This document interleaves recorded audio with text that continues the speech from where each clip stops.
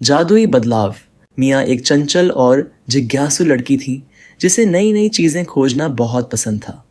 लेकिन उसकी कुछ बुरी आदतें थीं।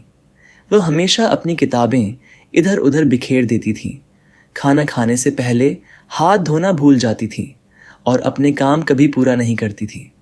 उसके माता पिता उसे कई बार याद दिलाते, लेकिन मियाँ हमेशा मुस्कुराकर कहती, मैं बाद में कर लूँगी। एक दिन जब मियाँ बगीचे में खेल रही थी, उसे झाड़ियों के नीचे एक अजीब चमकता हुआ पत्थर मिला।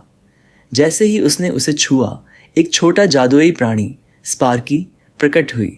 स्पार्की ने कहा, मियाँ, मैं तुम्हारी मदद करने आई हूँ। यह पत्थर तुम्हें अपनी आदतें बदलने की शक्ति देगा, लेकिन पहले तुम्हें खुद प्रयास करना होगा।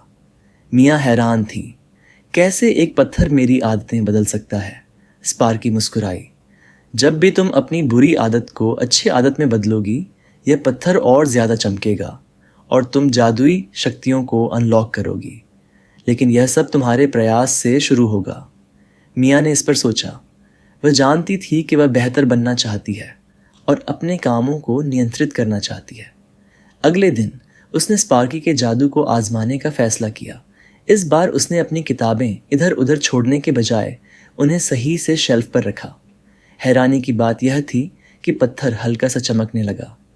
उत्साहित होकर मियाँ ने एक एक करके अपनी बुरी आदतें बदलनी शुरू कर दी। उसने खाना खाने से पहले हाथ धोना शुरू किया, अपने काम समय पर पूरे किए और अपनी चीज़ें व्यवस्थित करना शुरू किया। हर बार जब उसने कोई अच्छा काम किया, पत्थर और तेज़ी से चमकने लगा और मियाँ को गर्व महसूस हुआ। एक शाम जब मियाँ ने बिना किसी याद दिलाए अपने सारे काम पूरे कर लिए, तो स्पार्की फिर से प्रकट हुई। देखो मियाँ, तुमने कितनी तरक्की की है।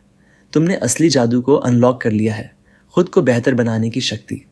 मियाँ मुस्कुराई, ये समझते हुए कि जादू पत्थर में नहीं बल्कि उसके अपने प्रयास में था।